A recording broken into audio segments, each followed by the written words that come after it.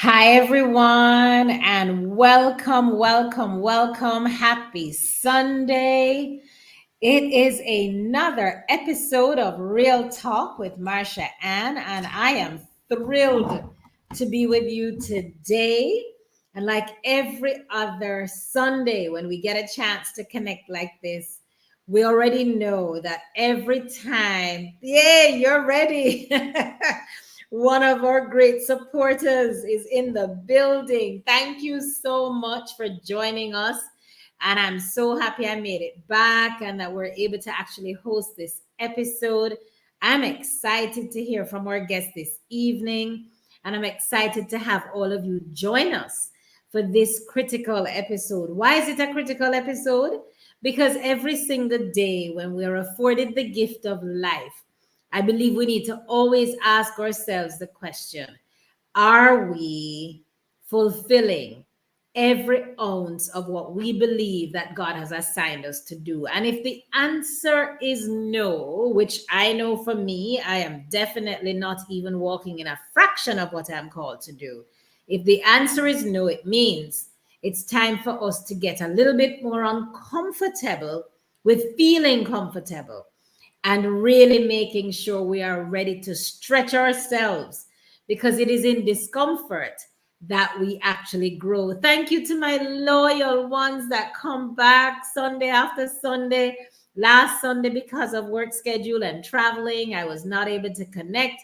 And I'm telling you, I skated in here to make this evening possible.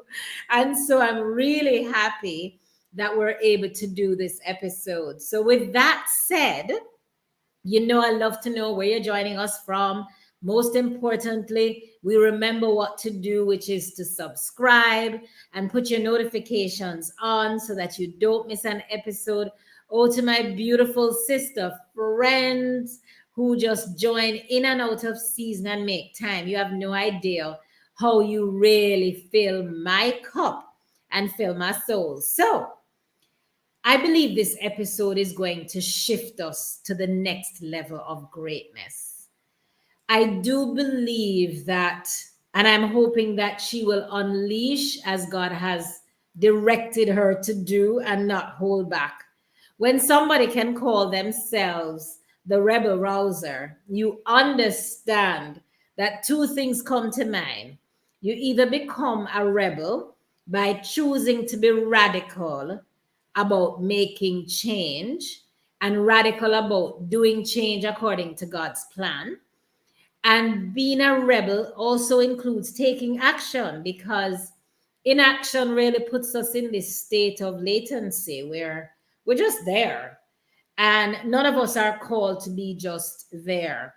I said earlier in speaking with our guest, who we're going to bring on stage any minute now, I said to her, no more than ever, I keep repeating that none of us were called here to live, exist, and then to die. None of us. Absolutely none of us. And so it is very important that we take full advantage of what we hear today. So, for those of you who are joining for the first time, allow me, Marsha-Ann, your host of Real Talk with Marsha-Ann, to welcome you. Real Talk is a space where we engage, encourage, and empower one another to ensure that we truly live our lives transformed to one of purpose, passion, and prosperity. Without any further ado, allow me to make welcome. And I'm only calling her by her first name. She broke it down phonetically for me. And I'm still not even going to attempt. She's going to have to tell us. So I can manage saying, welcome, Amy, to our Real Talk stage. Hi, everyone, and say welcome, Amy. Hello, honey. Yeah, it's a mouthful. It was Canosula before I got married, and then I married into Verlenich. So Verlenich. We could do that. Amy Verlenich, yes. Verlenich. All right. Amy, welcome, welcome. We're so happy to have Thank you you here. for having me. I am so excited to be here. As we are excited to have you as well. I mean, Amy would tell you that, and in fact, all of you who have been on here would know full well Amy is our scribest. She has been the one that types like every word that someone says There when will be we're no actually in the tonight. Real Talk community. I will not be taking notes tonight. I can't do both. So I believe, however long Cheryl is able to stay on here and Sheree, I'm appointing two scribesses for the evening. Just in case one is not able to stay for the whole time. It's a skill. I agree with you. That's a skill, and none of us are able to compete with you. But Amy, welcome. Amy is joining us from Idaho. Yes. And Amy, you have an audience that's with us from Canada, Jamaica. Um, Keisha, where are you again? Is it Chicago or Philadelphia? Can't remember. Sheree, where y'all drop and tell us where you're joining from, because I can't remember where all our guests are from, but all of us definitely want to be able to acknowledge, and so that Amy knows she has the full audience support. How did I get that? Listen, it's easy to get jobs around here. This is what it's all about. The spirit of community means that taking jobs are sudden, and that because you're able to do it. All right. So everyone has dropped in the chat where they're joining us from. So Awesome. Amy, I said to Amy, is there a bio that you'd like to share? And I'm not a big believer in bios, as everyone knows. And Amy gave me something that is so brief that she will have to go beyond that. But in the meantime, most importantly, I believe Amy wants us to know that she's currently residing in Boise, Idaho. She grew up in Minnesota. She lived in Miramar Beach, Florida, in a camper with 7 children, a dog, and her husband in a camper. We're Yes. going to have to we're gonna have to figure this one out. That requires a little bit of an explanation, because talk about space management, right? Yes. And then Amy is also the host of the Rebel Against Ordinary podcast, and she can be found on her platform. She's indicate where she can be found on Instagram, and she has a Facebook group called Rebel Rouser. Amy, Yeah. without any further ado, the word rebel is associated with your name, Yes. and you have to then take the mic and share with us who is this rebel rouser, Amy? For me, the rebel rousing is so natural. It's not causing trouble, but it is definitely shaking the ground. And the box, that comfort box, that it's breaking out of that box, and encouraging people to really refuse to settle for what somebody says you should do or should look like or should live, or all of those things. Because if we're doing that and comparing or seeing what somebody else is doing and assuming that's going to work for us, we're trying to do all of those things, we lose that spark, the uniqueness that was put inside of us for a reason. Right. that for me, God intentionally created each of us differently. And how sad it is if we spend our entire lifetime trying to fit into a mold that we think we should, or that somebody said we should, or shamed us into, whatever that is. Because for me, Jesus was a rebel rouser. He shook up what was normal for everybody else, and wasn't scared to have people question that. What if what we've been hearing is not the whole truth, And for me, that was kind of the pursuit of finding Jesus for me, that walk through. And so it wasn't being rebellious just to I don't know, cast aside what other people were saying. I acknowledge that and I pay attention to that. But I also, at the end of the day, it's okay, what would Jesus do? In the very cliche way that people say that, but what would Jesus do for real? Not just because somebody said that's what Jesus would do, but what would he really do? And That's a different kind of rebellious Right. hope. Yes, yes, You yes. know, I'm going I, to defy my circumstances, defy what I see, defy this pit of despair or whatever it is, and choose to follow this instead, and believe that there's something better waiting still around the corner. so, I think, Amy, a lot of us can relate to holding ourselves back in a box, Mm. defining ourselves by putting limits on ourselves. And if in fact we are made to be limitless, a part of our soul searching needs to be, what if I can actually do this versus what if it doesn't work? But what if it does work? What if it does? What if it does? Yeah. And why do we tend to get so trapped in the notion of thinking of why it may not versus what if it does work?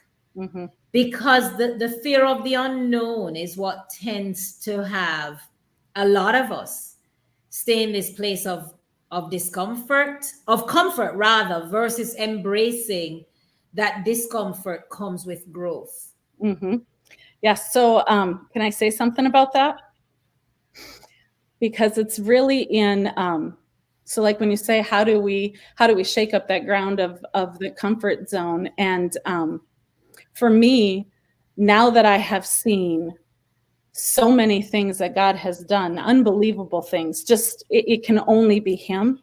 I can't go back to the other way. And so that, in looking at anybody else who is scared to do that, the fears of the what if it doesn't work out is bigger. The what if it doesn't work out, for me, I had to choose to say, I'm choosing to see this bigger. In Jesus making all things possible, if God can do more than I can imagine or possibly dream or even dare ask for, Ephesians 3:20, then I'm going to take him to task at that. I'm going to ask him, prove it to me, God, show it to me, and remind me that in order to experience more than I can imagine, I can't do that in the box of my comfort zone. I have to choose to get comfortable being uncomfortable, and that I will be uncomfortable unless I do anything other than that. Does that make sense? Yes, yeah, absolutely. Absolutely. In other words, that pestering voice that would remind us, you know what you ought to do and you're not doing it. Mm-hmm. Mm-hmm.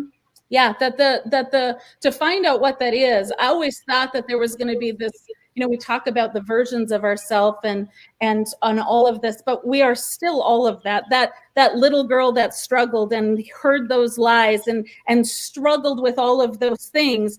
She's not behind. She's not left back there. She is still a part of me.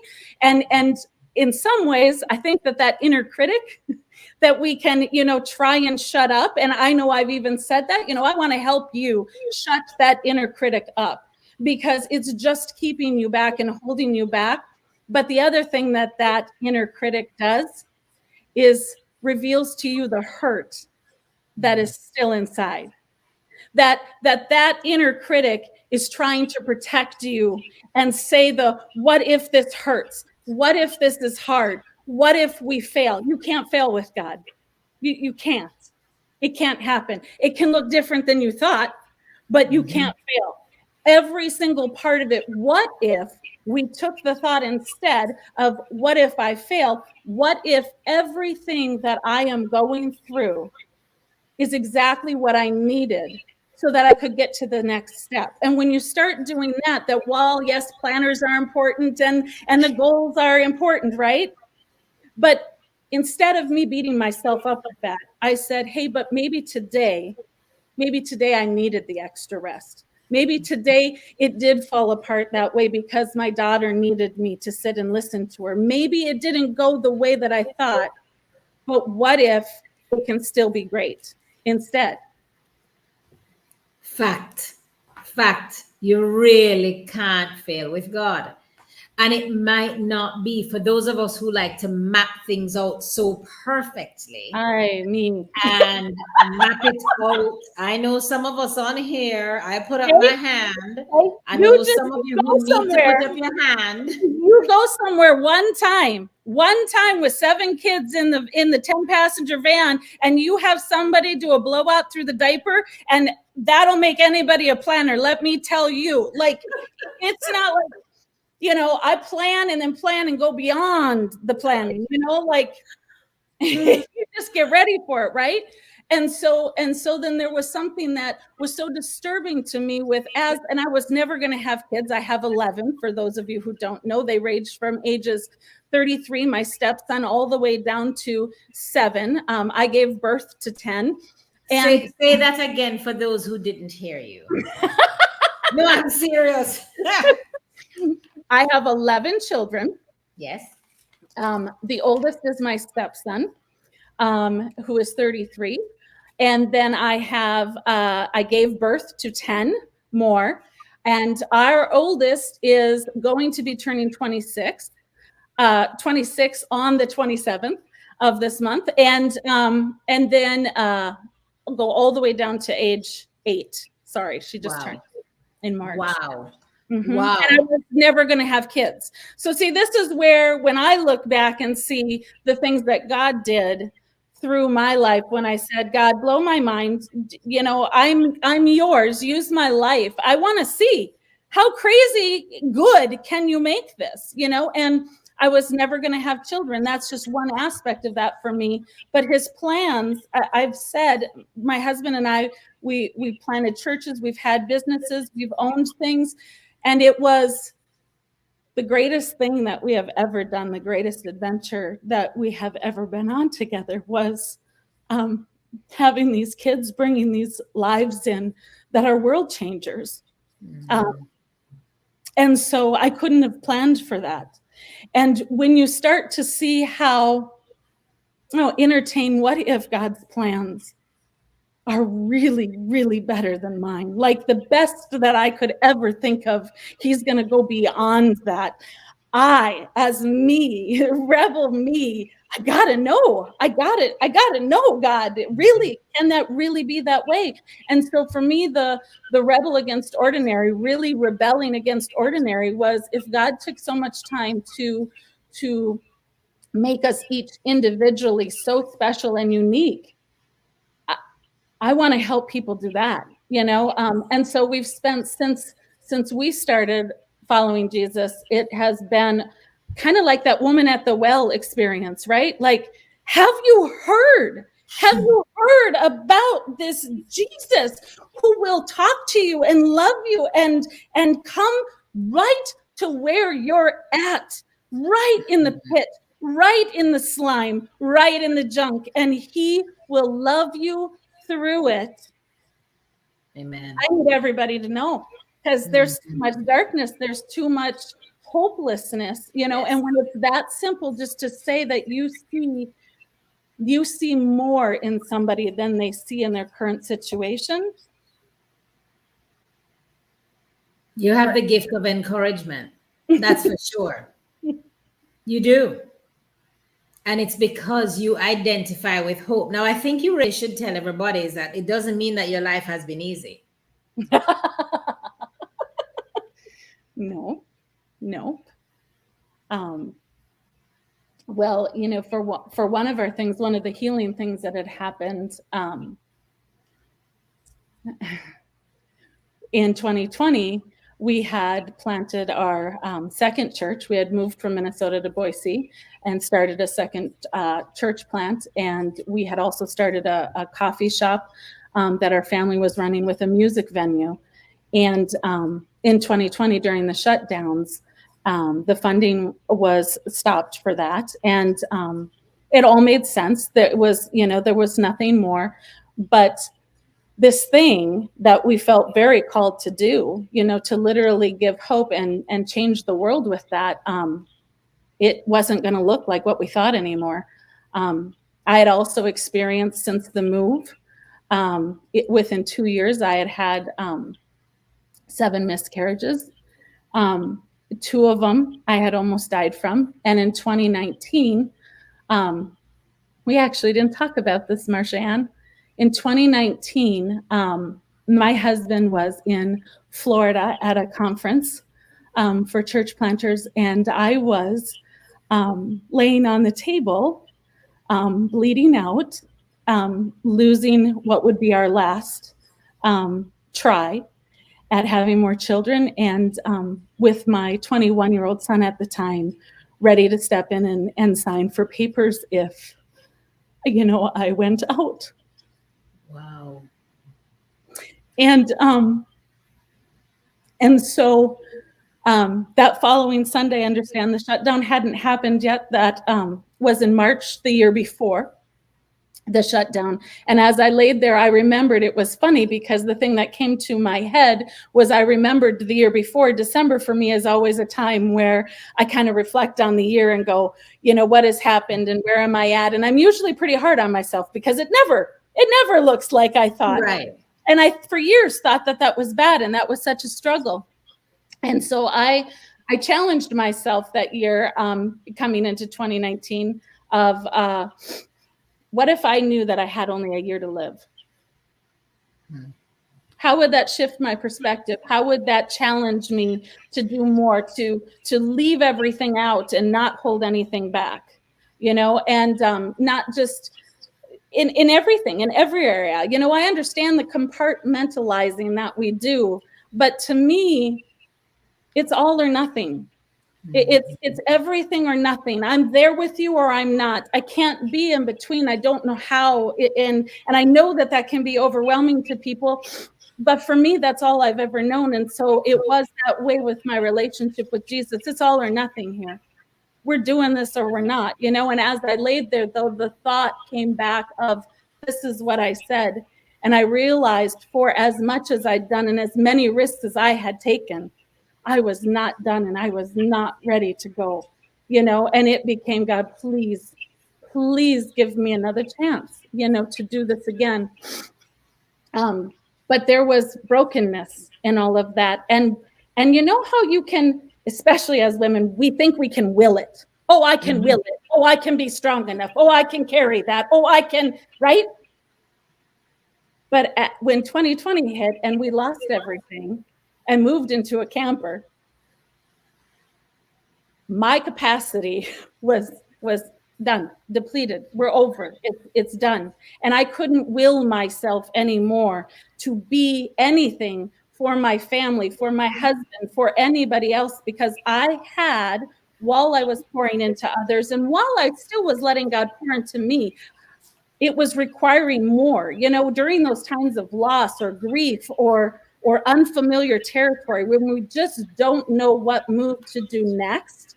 We need to have more God, not more planning, not more strategies, not more courses, not more stuff, not more shopping sprees, not even more massages. Like that can all be parts of them. And none of that stuff is bad in of itself. But if you are not caring for your heart, mind, body, and soul and making sure that you're being poured into, it seems like such a simple concept. We're told on a plane, put your oxygen on first before you can help everybody else. And then as moms, as wives, as women, we go out and caution to the wind. And well, we'll see how long I can go at this pace. How long can I go without oxygen?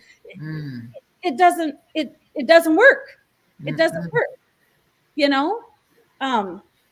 And so it was, how do I rebel against ordinary? How do I live this life? How do I do this and still live a life and that has a story that only God could tell, that I want to live on longer than my last breath? And I needed to make room. I started to, it was like, and I'm not saying that we lost things because of this, but that's not what I'm saying. But I had the space for the first time in my life like I had never had before. 15 years in ministry, you don't get, we were intentional about taking a day off. That the phone might ring at any moment for somebody needing you, But for the first time in our life, there wasn't a church service on Sunday that we were putting on. There wasn't, I shut down homeschooling. We're going in a camper. We are living and taking in whatever God gives us to experience. And I started making room. Um, if I make this room for God, I need him in every area of my life. I don't know what is next. I don't know what we're going to do. I don't know where I'm going to be. And so it's just you, God. Until you have the answers, until you give me what it is, it's just you. It's just you and me here in this space. And when we got to 2021, as I looked back on the year, I realized that all of the things that had happened to me, I had never planned for at the beginning of the year. In January of 2021, I didn't know any of the people that I knew at the end of 2021. I didn't know any of the things that I would take, the people I would meet, the places I would go, where I would want. We're back in Boise. We're back to the place where we left, where we fled, where there was great pain and loss. And I'm going to say this and share this with the group. And it's really hard for me because I love to tell a story after I know the ending. When I can tell you, God did this. Yeah. But I'm still in it. And I'm back here. And I truly believe that God, whatever he's going to do, he's brought us back to a place to restore this thought that I had, that Boise had taken on a place of great loss for our family. And so it's coming back. And even in talking to you here today, all of these things that have gone on in this place, God is bringing back something. He's giving life and breath to a spark in me that I was breathing into other people. Right. It's your time now. And that by caring for myself, I will be stronger and able to carry and breathe life into others because I'm taking care of myself first. Self-care is not selfish, you know. And I think that is something that we're fighting hard against right now. We're seeing people after the past 2 years trying to just get by, working in survival mode for so long, having so many different losses, in so many different ways. And it's not to lay down and be a victim about that. I want to help people fight for more, to fight for a life beyond their wildest dreams. And I understand that sometimes you just need to breathe, that the next breath is hard enough. And if that's where you're at, then do that. Then just do that. Yes. Then just do that, because the world needs you. The world needs whatever you have inside of you. If you don't love yourself, you don't know yourself yet. You still got to do some deep searching and self-discovery. And I don't mean like the all who wander kind of, Right. lost like that. Like just be in awe of what God did when he created you. Amen. There isn't another one like you. Okay, I need a drink. That's fine. Amy, we talk about giving yourself grace, and you've just described it best, that sometimes all you need to do, all you might be capable of doing, is to just breathe. Just breathe. Don't think about the next moment, the next plan, the next 5 minutes. Just this one breath. Perhaps it's just that next 60 seconds, because that's all you have the capacity for right now. If you're not careful, we get so caught up in the pace, the freight train pace, Oh, daily life, yes. And I and don't the want to be part of it. expectations that we put on ourselves, and then the societal expectations that are imposed that we sometimes take in. Yes. Oh yeah. We were talking earlier, and I just shared with you, that life looks different even now. I mean, I have children from that age span. How I'm raising my kids now doesn't look. I mean, my son had a flip phone. I mean, when he got his phone, like he's old enough for that. You know what I mean? And so it's like the constant, changing. And while there is this natural evolution of technology and people and culture and all these different things, there's still this, I suppose, the rebel inside of me that just was, okay, but how does that look for me? And I think even as I've talked to some people, they will say to me, but I'm not a rebel. I'm not a rebel like you, or I don't have this, this inner rebel that you're talking about, Amy. And for me, that is just it. It's that there is this inner rebel inside of all of us that is trying to break free from all of the lies and labels and things that we've allowed and put on ourselves. We come out of the womb and instantly the labels start coming, and we go to school and we have our friends and we go to church, and it doesn't matter. It just keeps coming and coming and coming. And it's like going back to God is like this reset, is like this alignment of our heart, mind, body, and soul to Him, because it's like, remind me again who I was. Tell me again, God, who you created me to be, because I forgot. I heard all of this today, and I'm just not certain anymore. I'm not sure that I can do this. And so instead of asking everybody else what they think, I'm going to the one who sees it in me even when I don't see it in myself.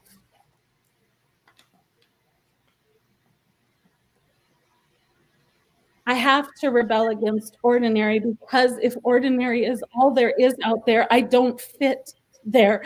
I'm not welcome in that space. I can't look like those people. I can't talk like those people.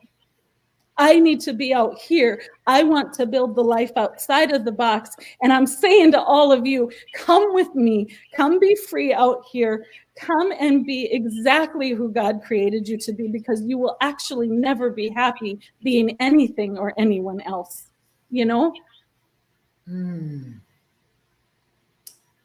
Wow. We don't need validation from anyone else as creatures of habit and wanting to get affirmation and validation and confirmation. You're right. Every day it should be that we're going back to God to be reminded, who did you call me to be? Who exactly did you call me to be? And to shake off the limits that we either have had put on us or the ones that we've put on ourselves. Yes. And to feel unconquerable, because He'll fight the battles. If He has called us, He will equip us. Mm-hmm. Yeah. And what we don't want to do is to die with all of this left undone.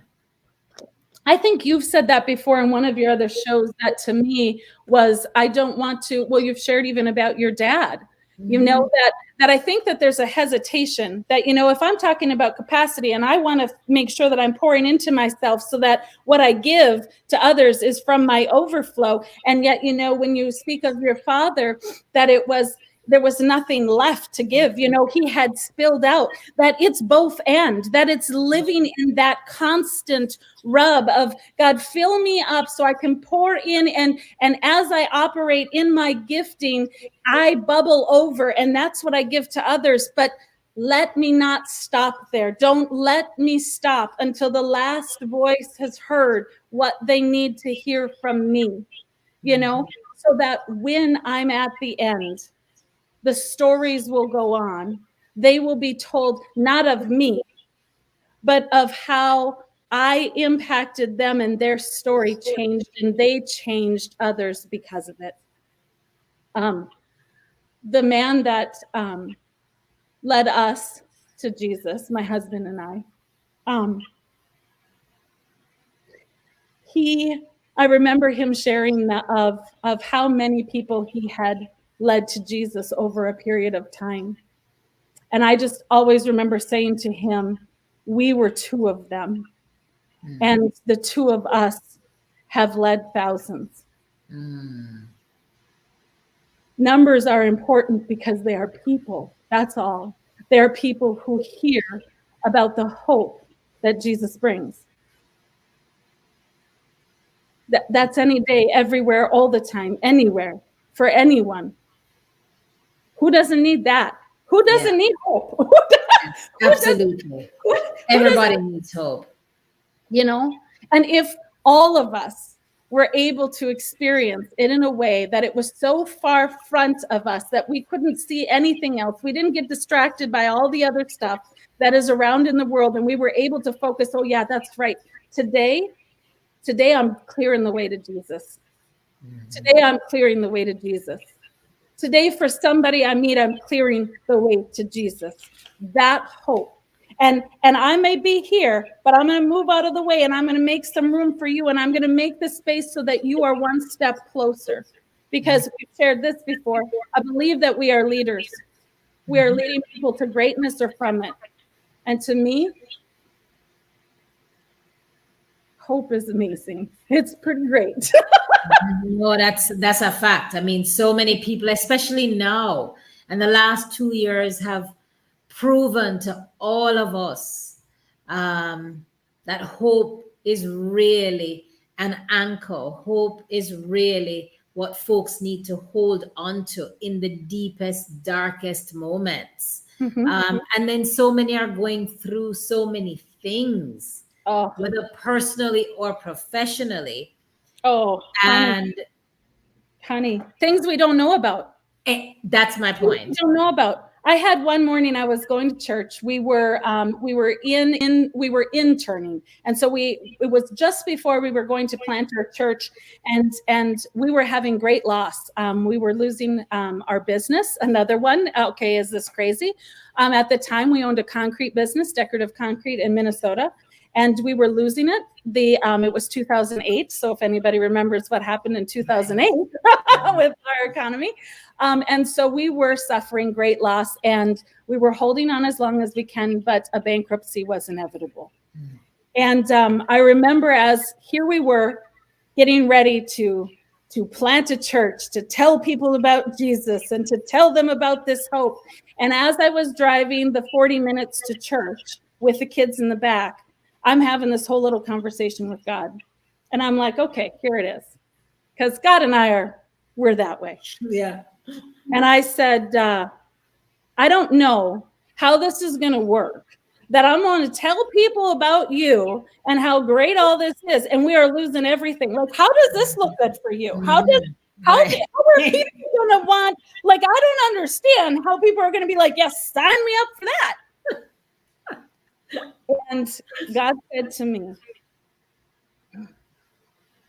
so if I give you everything you want, will you praise me then?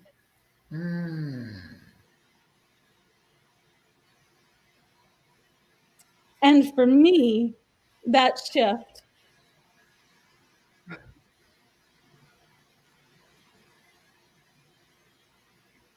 okay, if God is who he says he is, and no matter what, in all circumstances, regardless of what it looks like, I will praise you in all of it, in the weeping and the rejoicing.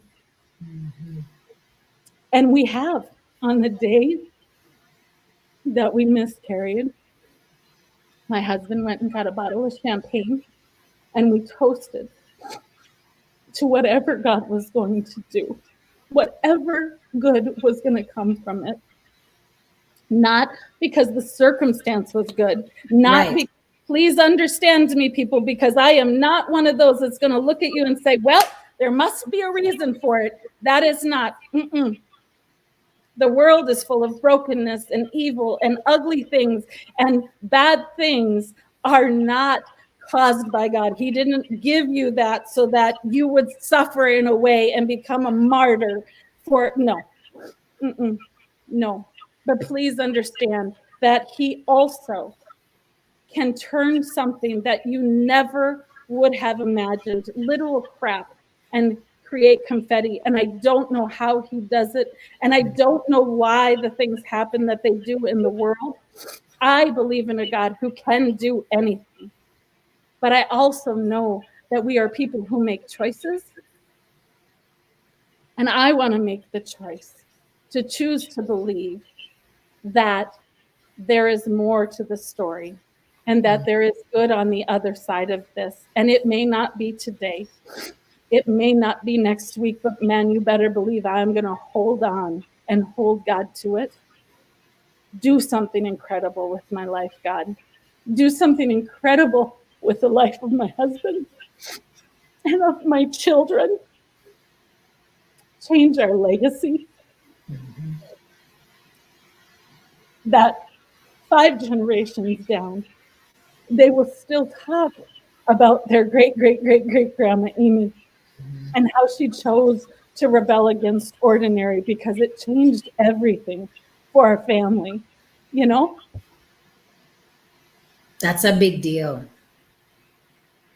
And this resonates so much that our stories, if we share them, can help so many, the Yes, it will struggles and not. all. I think, Yes. Amy, we're caught up in a world where we like to glorify what's pretty. We like to make everything seem all together. We We like like to the after make story. things, Yes. yeah, we just want what is just fancy, and we don't talk about the process, the hard, the valley, the deep, dark moments, the moments that you're having to praise in spite of, the moment that you're having to pray even when your faith isn't carrying you. We don't talk about those moments. Nope. And we also live in a world where there is such a quick reference of judgment, one against another. Yes. Oh, they have it together. Oh, they're strong. Oh, they got it going on. Oh, they don't need anything. Oh, they wouldn't understand my story. Mm-hmm. But that's because you haven't shared yours. Mm-hmm. Yes. Yes. And it really is in that I truly believe that, um, the enemy, Satan, the devil, to get us to silence ourselves and our story. Um, that his whole deal is to destroy us, each and every single one of us, and how he does it, is that can look different for each of us. Um, but they're not the thing when I started, when I became a Christian. So understand, I was 25 years old. And while I had known who God was and even believed in him, walking that out in the way that I live it out now was not the same, and so everything was new to me. The idea that you could have a connection with him, you could pray to him and he would hear you, that it wasn't just we pray when we're sick, or when we want something, that he wasn't this cosmic Santa Claus, that it was more than that. All of that was new to me. And I think it's so sad because when people have that the first time, it's an incredible feeling. That spark is alive and we're on fire for God. Do you hear that? Yes. But then we allow, well, the day-to-day and the ordinary and the mediocre, and maybe this is as good as it gets. What if we refused and we rebelled against ordinary and an ordinary life and an ordinary way of walking by people because we think they might not need our help, or they don't look like they need our help, and we just helped anyway? Oh, but what if I gave money and they didn't really need it? How about we don't worry about it? How Yeah. about just do it? What if I leave? Well, what do you mean? That server, she wasn't even good, and I'm not leaving $100 tip for that. What if she just got some news that set her back and she's trying to figure out how the heck she's going to pay her rent for the month? And so her service has been really crappy to you because she can't even think about what she's going to do when she's got to pick her son up from work tonight or from the daycare tonight. You know what I'm saying? Like, you Yes. don't always know what somebody is going through. Mhm. If we open ourselves up to say to God, just use me here in my home, use me here in my marriage, use me here with this person at the in the checkout line. Like, I Mhm. am open to be used by you. Because in my experience, it's so crazy, but he does. Mhm. It floors me. And when you start doing that, and the more that you do it, it's like I can't go back to having it any other way. I tried to convince myself the last year that maybe this is done. Maybe this season is done. And as God was calling me into something more that I hadn't planned on, I'd convinced myself there was no need to talk anymore. He's blowing my mind with what he's about to do. And as I sit in the pit with the others, whoever you are, I'm here with you, but I'm not giving up. I'm not saying Yeah. this is the end. I'm not okay with this being the end of the story because my children are watching, both young and adults, and I don't ever want them to settle. I don't want them to settle for the things of this world. And if that's going to become natural to them, they've got to see it in me. Wow. Pushing beyond the ordinary really is a part of legacy. Because it's so funny how we have the highest expectations of our children or children in general. And we put them on this ability to stretch more, do more, be more. And the same expectations that we have of them, we ought to ask ourselves, do we really have it of ourselves? Is God, what is he saying to us? Yeah. That I gave you so much, man, Marsha-Ann, I do not want to get to heaven and have him show me this room full of things I never realized about myself. Mhm. Can you imagine him looking at us and saying, look at, you had this. If you would have went through that, if you would have walked through that, if you would have been willing to fail as what the Yes. rest of the world says, you would have learned an important lesson that would have like unlocked the next level, right? That it would have and so for me, it's I've got to keep making more room and more room and more room for I have to know I want to die knowing that I knew everything about me. And I can tell you now today that if I would have went out those 2 years ago, I wouldn't have known this here. I wouldn't have Right. known that this was possible. I wouldn't have thought, even for a second, that I would ever step on a stage again and Mm. tell women about their greatness. Mm. Wow. We have work to do. Mm, We have mm, work to do. mm, mm. We really do. We have to believe in ourselves because we've already been equipped. Everything you have, everything you need, you already have inside of you. It's literally there, and you don't know it yet. You haven't discovered all of it and uncovered all of it because you've been sidetracked. And don't be hard on yourself. If you're listening to this, do not be hard on yourself. You were doing the best you could at the time that you were doing it. I understand you were in survival mode. You were just trying to get through another day, but that is not all that is there for you. That is not the end. You are not just a mom. You are not just a wife. You are not just a woman of God. You were created on purpose with a purpose, and only you have it. There is only you that can shine in that way. There will be spots and places of darkness that only you can go because you are unique to that purpose and to that light. And God will tell you, he will show you. Spend less time with the world and more time with the person person who created you for all of the things that you can't even imagine. Can I read something real quick? Yes, As please. you're talking, there's something I had written. It's actually in my Facebook, but it was fight for more. Fight for more than what the world has told you it's okay or is normal or is accepted. Fight for more than what you've been told from people living in cages, choosing safety in a box of their own comfort, unwilling to fight for more than what's in front of them, past this round in the ring and in the between moment. Fight for more than a right or wrong answer or the popular way or what others have settled for you, expected from you, or determined about you.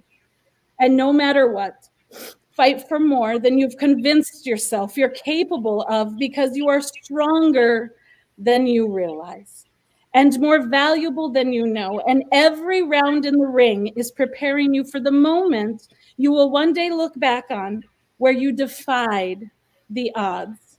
So, dear Rebel, fight for more, because your future self is waiting on the other side of this struggle, of this disappointment, of this sadness, and she is living a life beyond her wildest dreams because of this fight for more. Wow.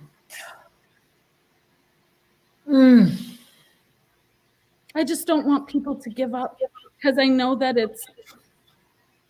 it can sometimes feel easier,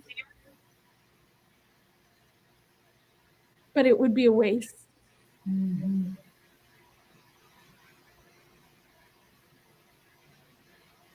Wow.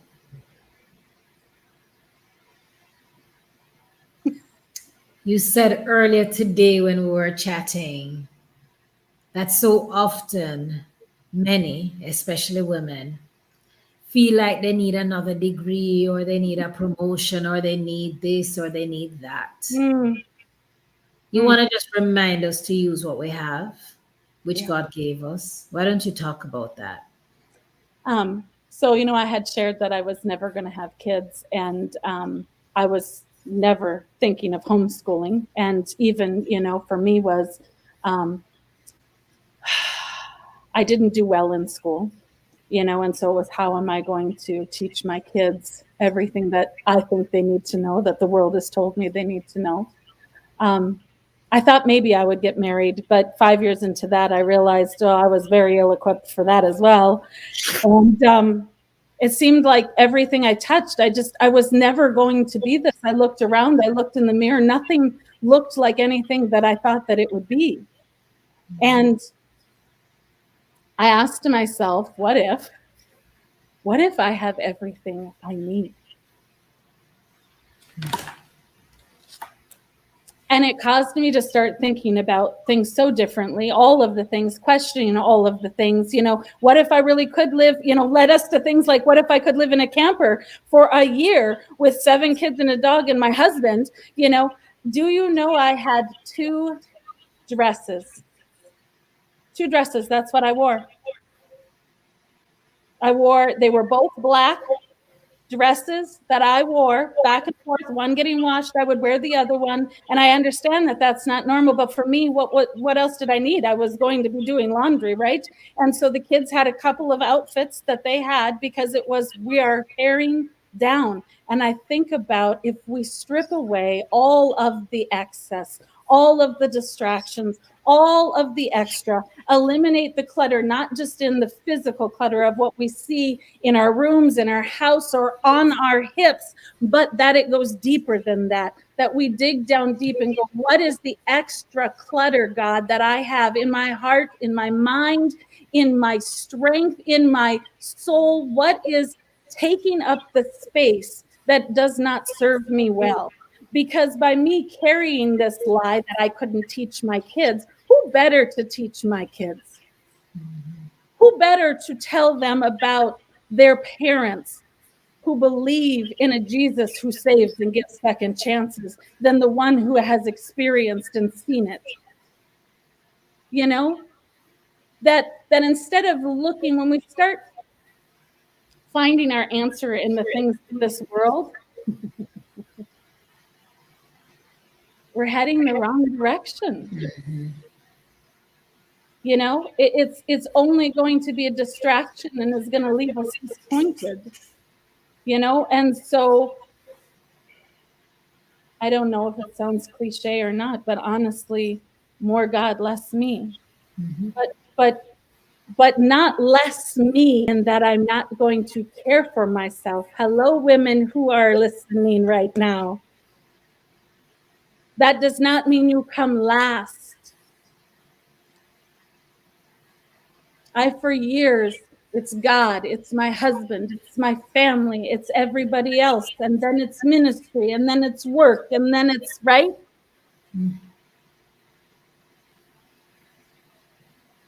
But God wants me to take care of the very thing that He created to impact every space I take up. And I can't do that if I haven't put the oxygen on me first. Yes. Yes. So it's that reset, you know, that literally going back to God, tell me again, like sitting at His feet and saying, tell me the story. Tell me the story of why you created me and what you made me for and where I fit and how this is, because I had a bad day. I yelled at the kids. My husband and I are arguing. I'm not sure if this kid is ever going to read. I don't know what's going on. And then he says, shh. See, there are other stories being told. There are other people involved. Don't take on more of someone else's story. He tells me His burden is light. Come to me, all of you who are weary and tired and overwhelmed and burned out on religion. I want that rest. Yeah. Not because I'm tired, but because I will be restless if I don't live out my purpose to its fullest capacity.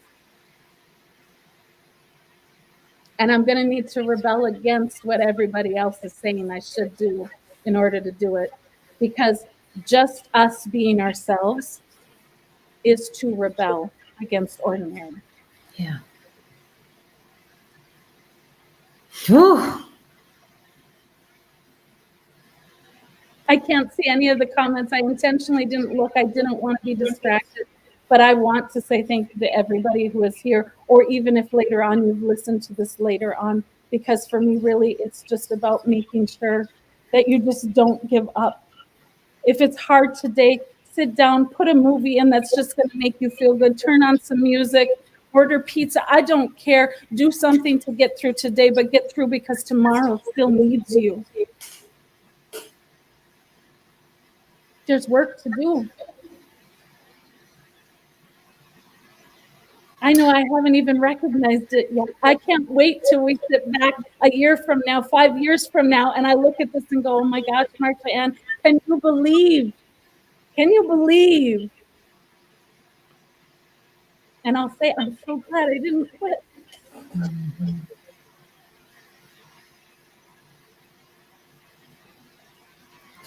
So often we quit on ourselves, or we quit, or we postpone waiting for the quote unquote right time. Yeah. And is it that we're making that right time according to our timetable? To our abilities, to what we think we can or can't do. My husband was terrified to speak in front of people.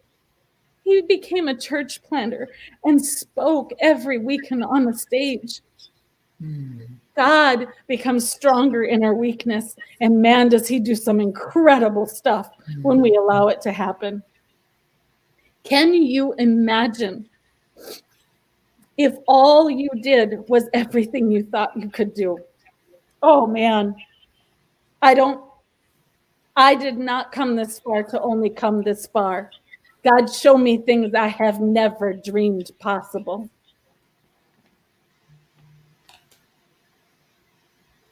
Light it up, God, right? Light it up and use my light as a part of it. That's a big one, you know. if we would just do everything, Mm. assume no limits, assume no lack of resources, forget about judgment, forget about fear, what would we do today? My kids know we don't even talk about fair because they know that, Mama, I said to them any number of times, they all know it, they can quote it. It's my job as your mom to get you ready for the world, and life ain't fair, honey. So if I have already taught you that life is not fair, you're doing well. Like, life isn't fair. It's not about fair. I don't want a fair life. I want an incredible, mind-blowing, people say wow, and they are inspired to do more themselves, step into a ring they never thought that they deserved in or were capable of or equipped for. You are more than able to do what God is asking you to do. Take the next step. Take the next step. Ask him to prove himself. If you're watching and you don't believe in all of this stuff, hey, I get it because I've been there too. Then tell him, I dare you. Show me yourself. Reveal yourself to me. God is that big. He's not worried about it. You're not going to say something to him that's going to offend him. Go ahead. Ask him to show up and be ready, because he will. And it will blow your mind. And I, from my own experience, the people who didn't have all of the religious rules and all the ways that they think it should, and I have tattoos and I'm wearing a strapless thing, and yes, I still am a Christian. It is possible, that there will be those that live in their boxes and sing their praises, and that's fine. You can do that. But if you are sitting there going, he could never love me, I've done too much, went too far. You have not gone too far, done too much for a second chance, a third, a fifth. Just open yourself up. Make room. I don't care if it's today, if you've been doing this and walking it out with God for 50 years, it doesn't matter. Make more room. He'll take up all the room that you can give him, and he will blow your mind with it.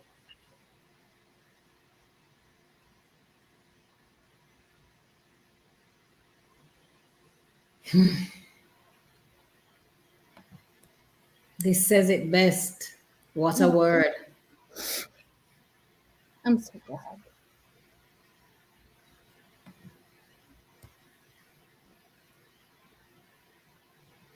We got big things to do. I mean, God did so many great things when he made each of us.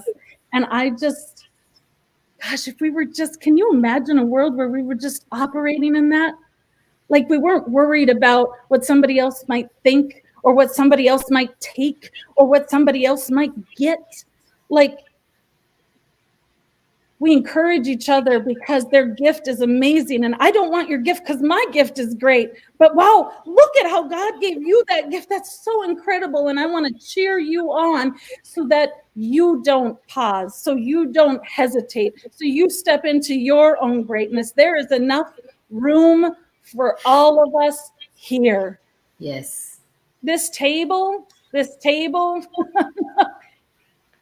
is big enough. I'm creating a space.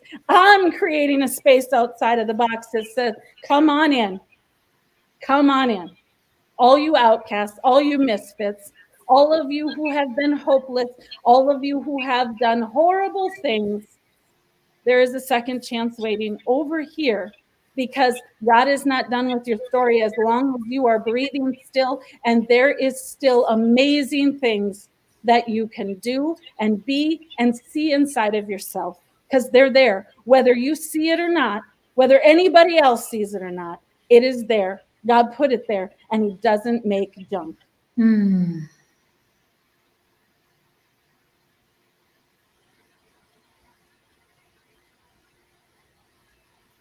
What a word. We need each other. We need each other. Yes, because I'll play this back now so that I can listen to myself say it again on the day that I don't want to get out of bed. Because here's the other part of it. If I can say this quick, do I have time? Yes. So the other side of this, we so often think that when we start struggling or start doubting or it gets difficult, we don't have all the knowledge that we need. That, well, maybe God didn't want us to do it. Maybe we heard wrong. Lies. Lies. Some of it is there is a process to discovering and uncovering what we have allowed to remain dormant or buried deep inside of us, hiding it, thinking it couldn't be possible. You know, it is so ironic to me how the devil, when I listen to people talk and hear things of their past, that he shut down with a teacher saying a word, a parent who didn't even mean to say something, that, you know, that we take on and we hold and we decide it's not for us. That my husband would think that he could not speak. When I told him I felt like God was telling me he was going to speak and people would hear him, he's like, that's the craziest thing I've ever heard. That is the last thing I would ever do. But I saw it because God showed me.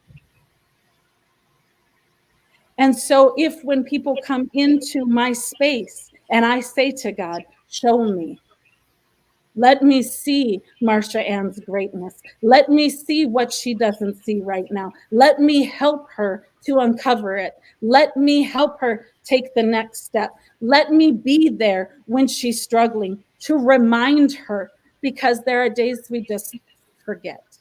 Mm-hmm. We're human. Yeah.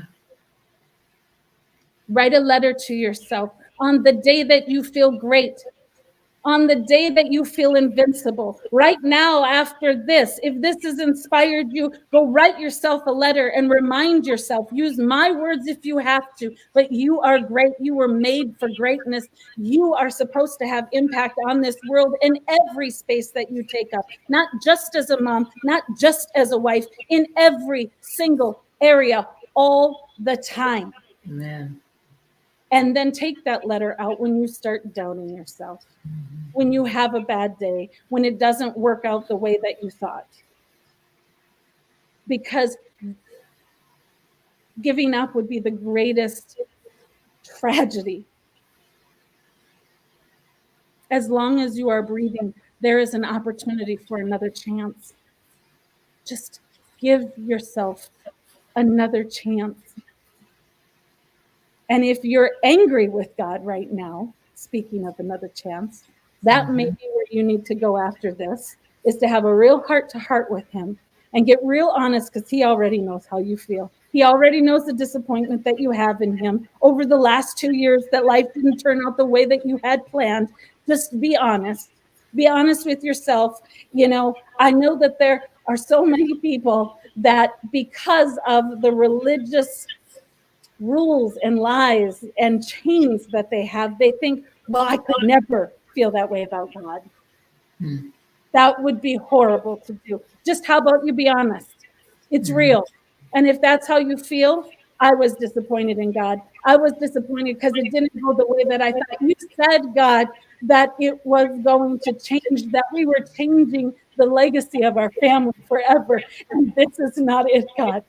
This is not what I saw. Then that just means I'm not done.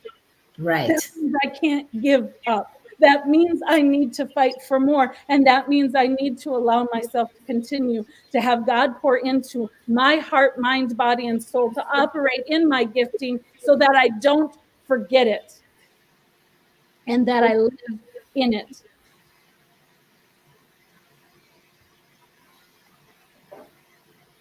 Wow. You stirred us up. Keep fighting, keep fighting, keep fighting and rebel against ordinary, because you were not created to be ordinary and live an ordinary life.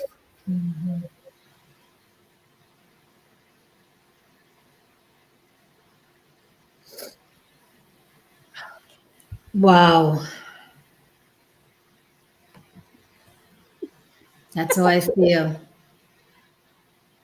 I love you guys. Mm.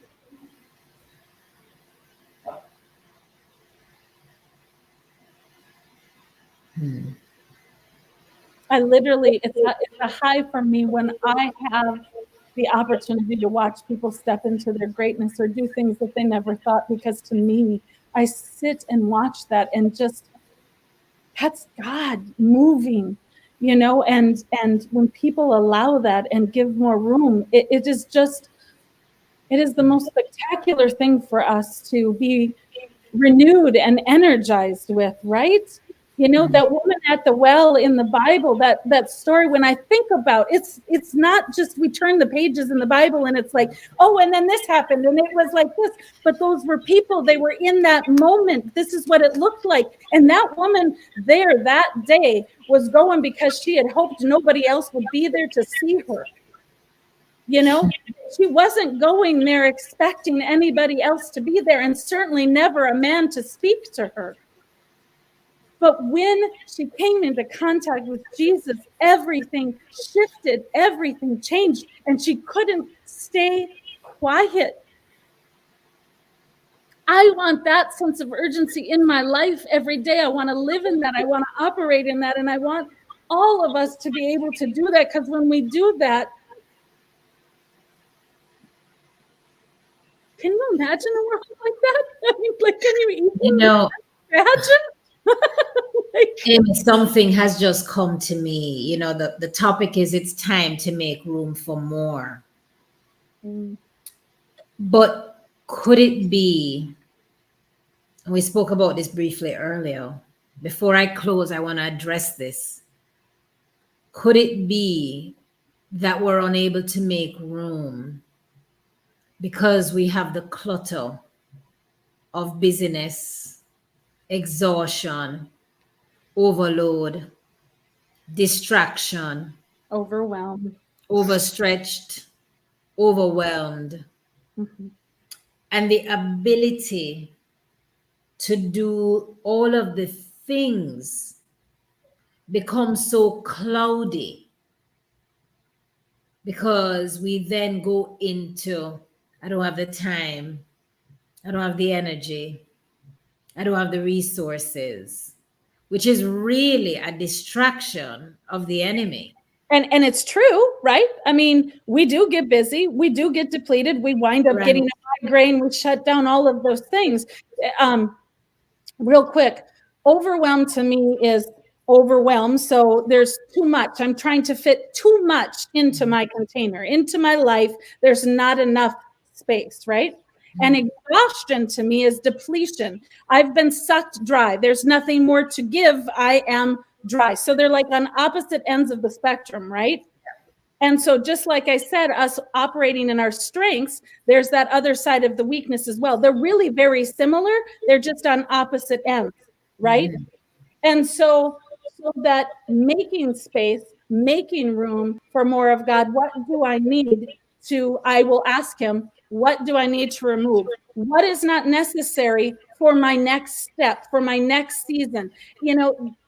I've started over countless times. There have been different things. We had babies, we had moves, we had church planting, we had different seasons of life, right? And for me was then going to God and saying, what do I need in this season now? Not necessarily the 5-year plan or the 10-year plan. Those are things as well. I want to build a life around my values, okay? So I have done that. But then there's this part of that. How does that look, and how does that fit in my life right now, right? The non-negotiables, this is the thing all the time that reset who I am, but also what God is calling me to do. Here are the non-negotiables. Oh, maybe these next 3 months don't include going here or going there or buying this or doing that, because I don't want to get distracted by what is easy or what I've set up as my default. Right. I want to make sure that my default setting is everything that God wants it to be. you know, um, because the distractions in this world, it's a noisy world. It's so easy. You know, we give the devil a lot of credit. We do. Just like, come on, that was not even him. He didn't even, all that all was, there was a little whisper, and the next thing you know, I'm the worst woman and wife and mom in the world, and I don't know how I've been, Yeah. and there was nothing, it was me, you know? And so it really is in the struggle to make the space and make the room in my life so that when I struggle, I can stop, even if it's that night, even if it's, before bed. Okay, God, I need to realign here. I need to reset with you because I need to wake up different. I need to feel different. I need you to fill and pour inside of me all throughout the night so that somehow supernaturally I'm able to face the day again tomorrow. Because there are seasons like that too for us. And it is difficult. And there are times where we have to hustle and that we have to do more. As planting a church, starting that, getting that going, that is no easy task. Right. But I also wasn't running my kids to soccer. They weren't in school. I was homeschooling. We made exceptions to work for our family. And by no means am I telling all of you, you need to have 11 kids homeschool. And that is not what I'm saying. I'm saying, go to God, the one who created you, who knows you better for what you're called to do than the one who created you to do it. Even my husband doesn't know everything about me. I can ask him. I have wonderful sisters who see greatness in me. In fact, gave me the room and the space to be able to explore that and see that in ways that I hadn't seen in years. Yes. And I'm grateful for that. But I also then, in all of those conversations with them afterwards, I go to God and say, okay, God, light it up for me. Come on, tell me more of it. Give me more. Tell me how this is. I didn't see this in myself, but she did. Help me see it.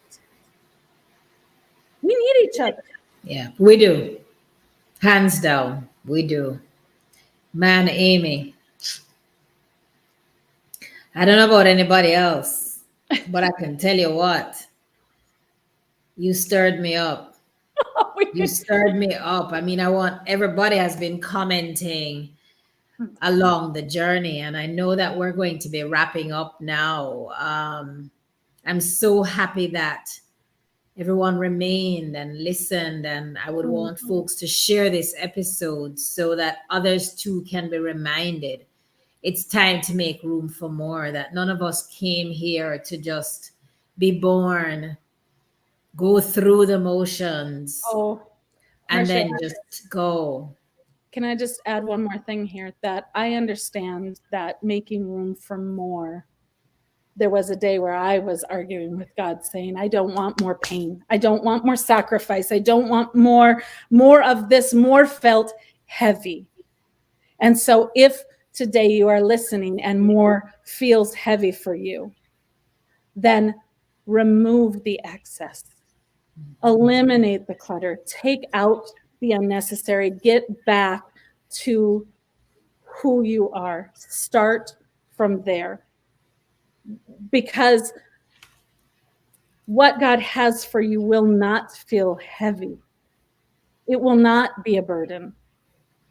It will feel like the most natural thing to you ever, and it will light you up in ways that you never even knew possible, because it's all and everything you were created to be.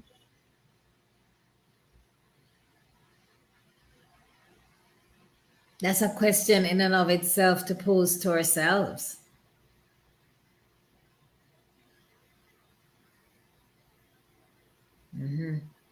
Because as long as we're doing, even if it does come with a challenge, it ought to feel fulfilling. Yes. Yeah, we talked earlier about, if you were to look at it like in a literal sense of a house, of a space, and you say you're making room, that you would leave this one room open, and this is the room full of possibilities that God is going to fill. You like literally in this visual sense, like that's what God is going to leave. But now I want to ask you, so is it a 10 by 10 room? Are you going to give them 2 rooms? What if we were to say, but I want to give you more, God? What if when you come to my house, you come in there, which by the way is pretty sparse right now, but that I have an intentional space, a house that is empty, and you look at me and you go, what are you doing here, girl? What is going on with this?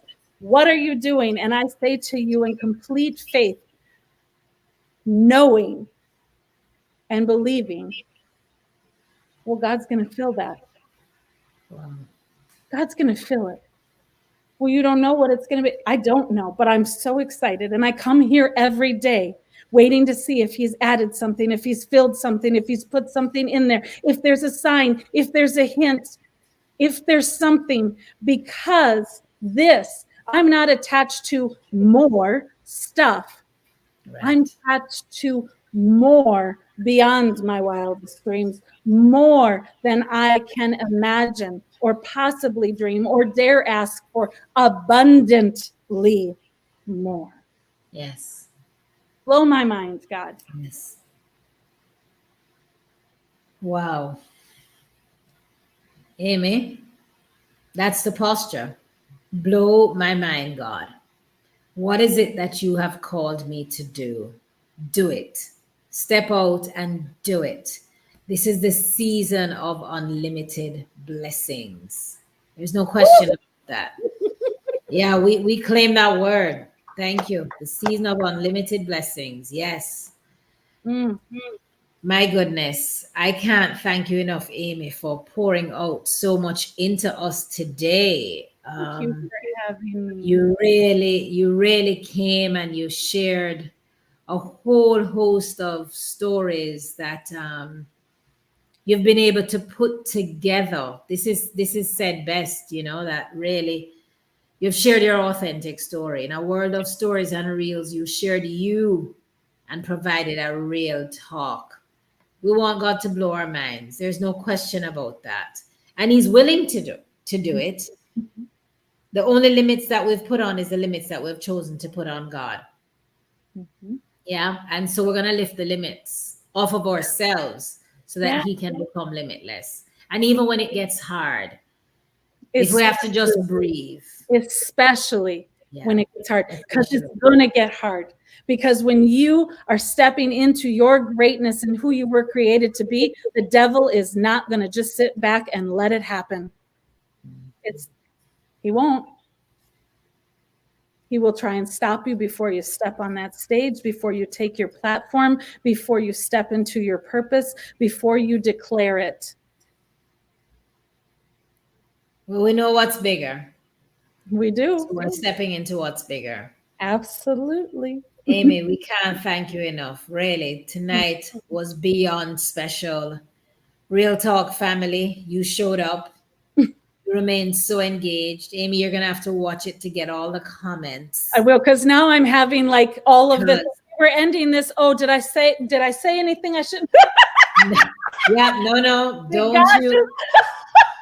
No doubt of anything. There were no notes. I mean, what I read to you was the only thing I had sitting here.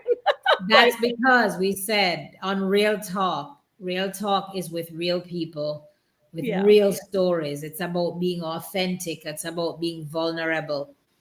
I think back for myself of what if I did not start Real Talk back in 2020, when I didn't think I could, when I did it afraid. So many have come along for the journey. Many on here have been day one people. And the mission of Real Talk is to have folks like you and others who have been on before, which is about just sharing real stories with the view that we're meant to encourage one another. We're meant to be reminded that we're limitless. Yeah. And I ask myself, and I know there are things that I know God has told me to do and I have not done. And I would never want it to be that I am at that crossroads and I'm saying, God, I wish I did and I wish I had. And no, life is too fragile to not be obedient. To step into that next level of greatness, to truly own that purpose, to truly choose to make room, and to quit being one-dimensional, quit thinking boy, out of 24 hours, I can only do X. And yet, still, there are those who are going through such a hard time that they don't have control. They Yeah. might have illnesses that they're dealing with. The assurance today is to just breathe. Yes. Just breathe and know that you're not alone, Yes. and that And God will bring people to come alongside you to encourage you. yes, your purpose is not postponed, No. you Uh, know. Um, uh, I I can't wait. I can't wait for the day. I can't wait for the day of the great revolution that we can have, um, for women to get together and encourage one another and just light up again and be inspired, by each other's stories and the way that we've all had to rebel against ordinary, whatever ordinary is for us at the time, and encourage one another to do so, because that will be something. it sure will. Yeah. Amy, we can't thank you enough. To my Thank family, I say thank you. Thanks for being there with me. Thanks for being by my side. I am going to take time to have some Sundays with my kids, especially because this is the last month before they do back to school. Mm, And so I am choosing to use that time, my value of mm, time, to really just connect with family. And I will cease season 4 as of tonight. I'll mm. close off with this as season 4. I'm so And let us use the time to remember to make room. mm, And as we prepare for our respective seasons, I will prepare for season 5. But for now, I came back for a short stint after Daddy, mm. and I've done the short stint, and I'm I'm so now ready to take a short break and then reunite with everybody. This is I'm a so excited passion for project of you. mine. I'm so excited for you, and I can't wait to hear when you come back. And honestly, for anybody listening to this, you just gave them an hour of their life for August that they have. You just made room. These Amen. people that are following you and have watched, they now have an hour that they have room. What are they going to do with it? Amen. Amen. Amen. Today's your day one session. Oh, thank you for joining. Do catch replays. There's so many episodes to watch. And I encourage you. I'm confident that you know someone, another woman who really needs to hear this. Go ahead and share it. Because at the end of the day, I am not a believer that we can thrive independently. Life is not about me, myself, and I, me, myself, and mine. Legacy is really about us extending our arms Mm, one to another, helping another sister up, lifting one another up. Because at the end of the day, for those of you who are new here, remember this: Real Talk is and will always be a space where we engage, encourage, and empower one another. And I truly ask God to help me to be a conduit as we own our greatness and purpose and live a life of purpose, prosperity, yes. peace, because we need it now more than ever before. Yes. Hmm. May it be that you walk into this season blessed beyond measure. And Mm. remember, you serve a big and a mighty God who is ready to make room for more. You just need to make room for Him. Thank you so much, everyone. Have a wonderful one. Mm. And that's a wrap for season 4. And yes, for those of you who have really been along with me, I can't thank you enough. You show up and you give your time. Today was an hour and a half, Amy. Thank you for sticking Yes, it. yes, yes. Blessings, everyone. We did it. We did it. Amy, stay on. And I'm going to really end the broadcast so I can connect with you after. Thanks, everyone. Continue to be blessed. And if we can support you in any way, I have put it in the link, Amy's contact. Go ahead and DM Amy. And you know I love it. After every episode, send me a direct message and let me know how this episode or season 4, how it has impacted you. But I Mm. can't thank you enough to be for being on this journey with us. But do send me the messages. Send them to Amy too. There's nothing more enriching than when Yeah. we pray that God blesses those who are hearing, that we actually get the messages to say this is what we needed. Because this is really not about us. This is Yep. about when we prayed together before the episode, we asked God to use us to bless someone else. So we really want to hear from you Yeah. how this has blessed you too. So get yourselves a little break for the summer too. And we ask that just God continues to enrich you. On that note, stay beautiful, stay blessed, walk in your purpose, and own your greatness. Take care.